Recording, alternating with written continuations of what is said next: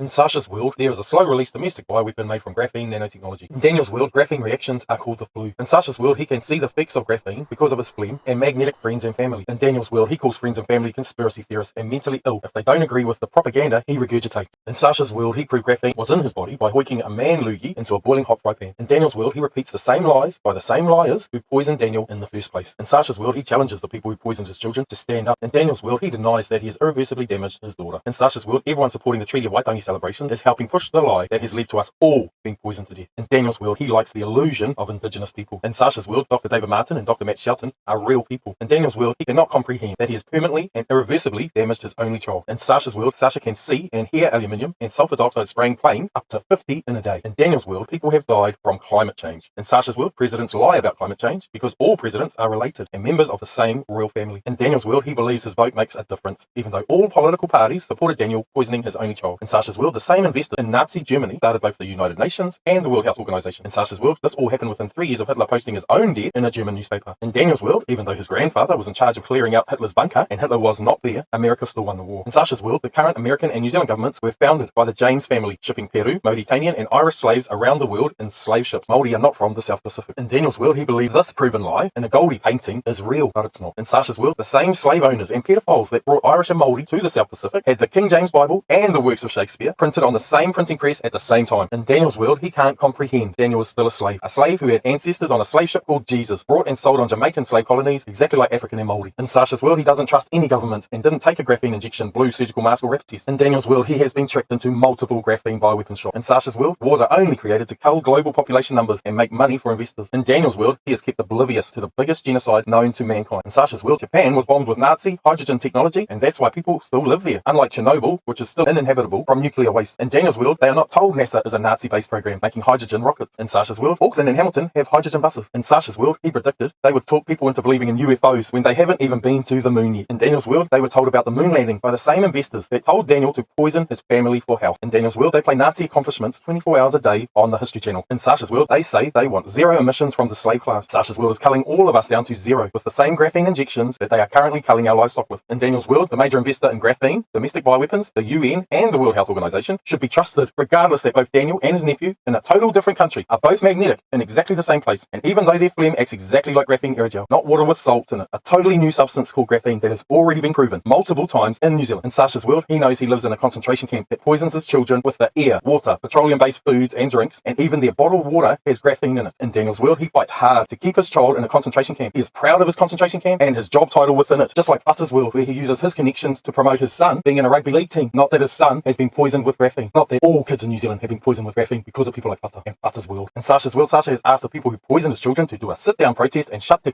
down until all kids are safe from the slow-release domestic bioweapon made from graphene nanotechnology that we can all see, Daniel. No matter what lies you make up today, Daniel, to justify your love affair for a concentration camp that poisoned your daughter to death. Because in Daniel's world, strangers are allowed to do anything to his children as long as a television advertisement says so. What world do you live in? I can tell you after living in both worlds, I never ever want to live in Daniel's world again or Butter's anywhere near them. A world that is still poisoning our children out of existence and patting themselves on the back like Butter, and that's retarded. Doctrinated slaves killing themselves for foreign investors. Warlords of every colour, religion and oppressor given culture and language, fighting for the oppressors over their own children. I've seen another famous music friend today, Leon from Catch a Fire. His response to seeing a magnetic man caring about his kids and hearing the statistics was trying to talk me into staying in Daniel's world of insidious denial. It's a horrible, evil world right now, Sasha, is what Leon told me. It's a horrible and evil world right now because of all of our superheroes are being rewarded for keeping us in Daniel and Butter and Leon's world, like the 2 shots for summer, mass sterilisation and early death concerts by LAB, by our friends. Our most caring and intelligent people have been paid, rewarded and ego-stroked extremely well into culling all of us. There is no other world. We all die from the graphene nanotechnology slow-release domestic bioweapons. None of our slave class families survive in 2050 whānau. We are all their graphene nanobot receivers and transmitters by 2030. Who signed up to do that to their kids? Why are you fighting to do that to my kids? Because you're selfish, you're self-centered, and that's how they raised us all in their Nazi school. That's over my head, Sasha. I want to be like Leon and just live in denial with Ada and Butter and Keith Aiken. I'm safe in denial, Sasha, and I don't actually care if my kids die early. I don't want to be near that world ever again, you self-centered idiots. You're going to say sorry for supporting the jab to our kids that you fucked forever, like pedophiles, government-funded, ball-led pedophiles. And they're at Waitangi going to talk about everything except for my friends and family who are magnetic from graphene and hoik out graphene and are too